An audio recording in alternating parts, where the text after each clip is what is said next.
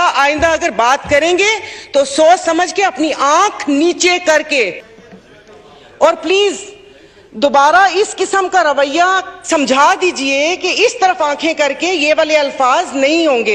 ये बात फिर असेंबली तक नहीं रहेगी, असेंबली के बाहर मैं ये बात करूंगी कि मैं बोल रही हूं यहां पर 99 नामों के नीचे कि थोड़ा समझ के, वो उनकी पार्टी के गुलाम पीछे नहीं बैठे हुए, मेरी अपनी पार्टी है। तो दोबारा आइंदा अगर बात करेंगे तो सोच समझ के अपनी आंख नीचे करके कि इन्होंने ये किया। एक सेकंड, आप अपना बिल जो बड़ा सोना बिल है तुसी ले आना वापस। कल मैं बादाम लेकर आऊं और हर मेंबर को यहां पर मैं बादाम बांटूं ताकि सबकी याददाश्त साबित और सालिम रहे। बार बार कहा जाता हमें हुकूमत ऐसे मिली थी। अरे आप लोगों को ट्रे में रख के किसी ने थोड़ी दी थी, छीनी थी हुकूमत के गले में ढोल बांधा है तो इसे बजाएं और थोड़ा सा रक्स भी करें ताकि हम सब महजूज हों। ये वाला रवैया नाकाबिले बर्दाश्त है और दोबारा ये बर्दाश्त नहीं होगा। जी शुक्रिया स्पीकर साहब, काफ़ी देर से आपसे टाइम मांग रही थी लेकिन आपने अभी वो दिया। सबसे पहले तो प्लीज़ आप ये रूलिंग दे दें, कोई इस चेयर का ये मेंबरान एहतराम कर लें कि कम से कम ये लोगों को आना चाहिए इस खाली उस पे, और उसके बाद फिर आप लोगों की ख्वाहिश ये भी है कि कोई कोरम ना पॉइंट आउट करे।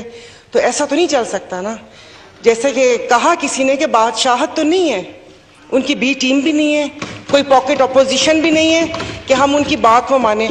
दूसरी 2-3 बातें प्लीज आप मुझे कहने दीजिएगा। जैसे अभी आपने कहा कि यहाँ पर अक्सर कहा जाता है कि कासिम सूरी ने गलत रूलिंग दी, चले वो तो जो हुआ सो हुआ, लेकिन अब आप लोग आइन और रूल्स के अलमबरदार क्या कर रहे हैं? क्या जहाँ पर जो भी बिजनेस हो रहा है क्या वो आइन और कानून के मुताबिक हो रहा है? जिस तरीके से लीडर ऑफ अपोजिशन चुना गया क्या वो कहीं आइन और कानून के मुताबिक था? बिल्कुल। तो फिर आप कैसे वो इस चीज को वो कर सकते हैं? आज जैसे पार्लिमानी लीडर बनाया गया, क्या वो रूल के मुताबिक था? आप उनके रिजाइन भी कबूल नहीं कर रहे और फिर उसके बाद वो बातें भी वही चल रही हैं।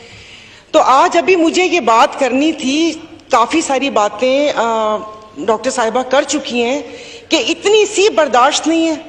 कल यहाँ पर कोई एक अपना तल्ला फाड़ कर कह रही थी कि खातून के लिए कि खातून की इज्जत होती है, तो क्या खातून की वहां बैठी हुई खातून की इज्जत है?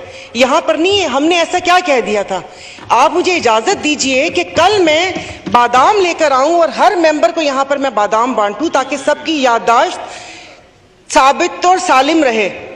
मतलब बात करते हैं यहां पर बजाय कि अवाम के मसाइल पे बात करने के बजाय कश्मीर की बात हुई, कश्मीर की बात करें। उनका यह कहना जरूरी था कि एक बोर्ड लगा हुआ है। मैं यहां पर किसी को डिफेंड करने के लिए नहीं बैठी हुई, बोर्ड लगा हुआ है, वो उसके साथ कश्मीर के साथ ये कर दिया वो कर दिया। अरे शादियों पे तो आप लोगों ने बुलाया था।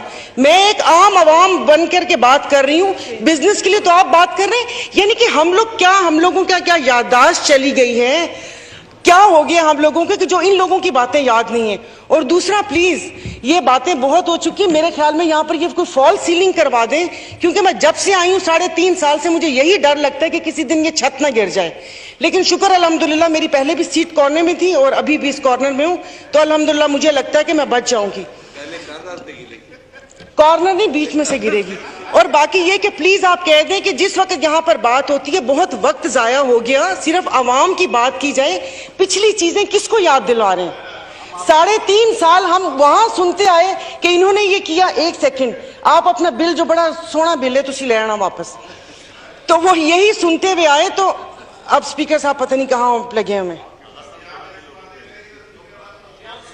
नो क्रॉस टॉक प्लीज आगा साहब। तो प्लीज आप अपनी ना वो क्या कहते हैं अवाम के मसाइल पर ही तवज्जो दें। और बार बार कहा जाता हमें हुकूमत ऐसे मिली थी।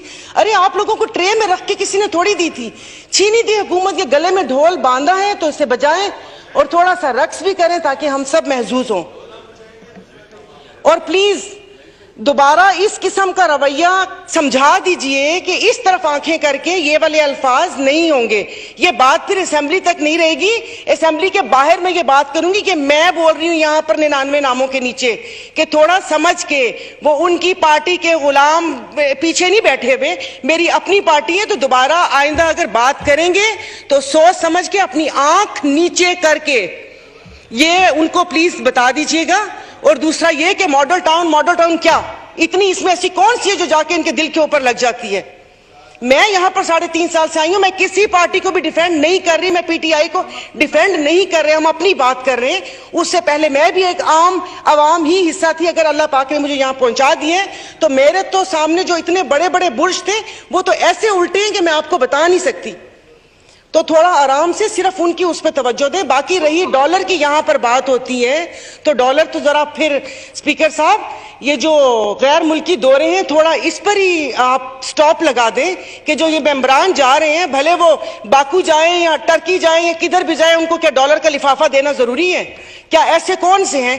2 ये जो भी डेलीगेशंस हैं वो मैंने भी अटेंड किए हैं